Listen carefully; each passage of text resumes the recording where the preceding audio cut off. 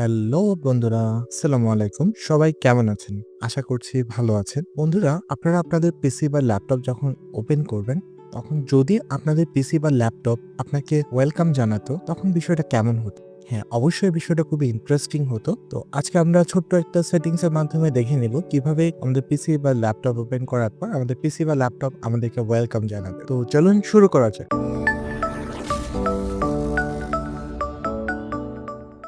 প্রথমেই আপনার যে ডেস্কটপ বা ল্যাপটপ আছে, ল্যাপটপে যে সার্চ বার আছে, সার্চ বারে নোটপ্যাড যে অপশনটা আছে এটা সার্চ করবেন। এখানে নোটপ্যাডটা আমি সার্চ করে নিলাম, নোটপ্যাডটা ওপেন করলাম। তো নোটপ্যাডটা ওপেন করার পর আপনারা জাস্ট নোটপ্যাডের যে বডি আছে এখানে টাইপ করবেন। ঠিক আমি যেভাবে ওয়ার্ডগুলো লিখছি সেম ভাবে আপনারা টাইপ করবেন। আপনাদের সুবিধার্থে বলে রাখি, এই যে ইনভাইটেড কমার মধ্যে আপনারা যে ওয়ার্ডটা লিখবেন সেই ওয়ার্ডটাই কিন্তু আপনার পিসি ওপেন হওয়ার পর বলবে। এখানে আমি টাইপ করলাম welcome to my work place. তো আমার কম্পিউটার যখন আমি ওপেন করব তখন আমার কম্পিউটার আমাকে বলবে welcome to my work place. তো এখানে আপনারা কাস্টমাইজ করে আপনাদের যে কোনো টেক্সট আপনারা লিখতে পারেন। আপনারা যে টেক্সটটা এখানে ইনপুট করবেন সেই টেক্সটটাই আপনার কম্পিউটার ওপেন হওয়ার পর আপনাকে সেম টেক্সটে রিপ্লাই করবে। তো এটাই হচ্ছে আমাদের কোড। এরপর আমাদের যেটা করতে হবে, আমরা ফাইলে প্রেস করব। ফাইলে প্রেস করার পর দেন সেভ অ্যাজ এ প্রেস করব। সেভ অ্যাজ এ প্রেস করার পর আমরা যেখানে সেভ করতে চাইছি অর্থাৎ ডেস্কটপে যদি আমরা সেভ করতে চাই দেন আমরা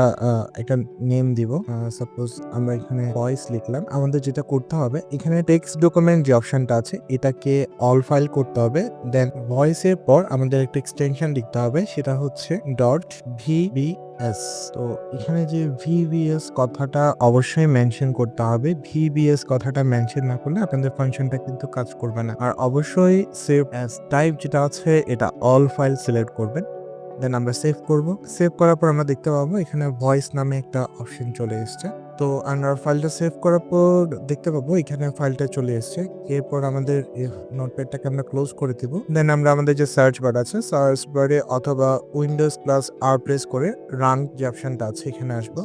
রান আসার পর এখানে আমরা লিখবো শেল স্টার্টআপ। এই কমান্ডটা লিখে ওকে প্রেস করব। ওকে প্রেস করার পর আমাদের সামনে একটা ফোল্ডার ওপেন হবে। সেই ফোল্ডারের মধ্যে আমরা যেই ভয়েসটা আমরা ক্রিয়েট করেছি সেই ভয়েসটাকে আমরা এখানে মুভ করে নিয়ে আসবো। মুভ করে বা কপি করে নিয়ে আসবো।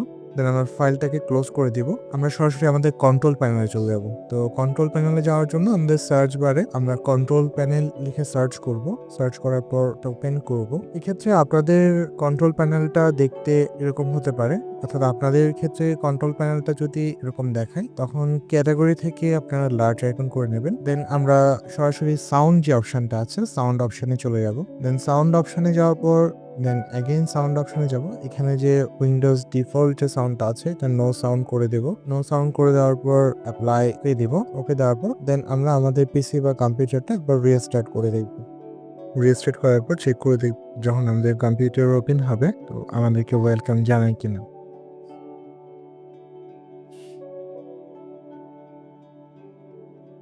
Welcome to my workplace. এভাবেই কম্পিউটার ওপেন হওয়ার পর আমাদেরকে ওয়েলকাম জানাবে। তো আজ এই পর্যন্তই। আশা করছি সবাই বিষয়টা বুঝতে পেরেছেন। তারপরও কারো কোনো বিষয়ে নিয়ে কোনো কনফিউশন থাকলে অবশ্যই আমাদেরকে কমেন্টে বিষয়টা জানাবেন এবং পরবর্তীতে কি ধরনের ভিডিও চাইছেন সেটি অবশ্যই কমেন্টের মাধ্যমে আমাদেরকে জানিয়ে দেবেন। সবাই ভালো থাকবেন। আসসালামু আলাইকুম।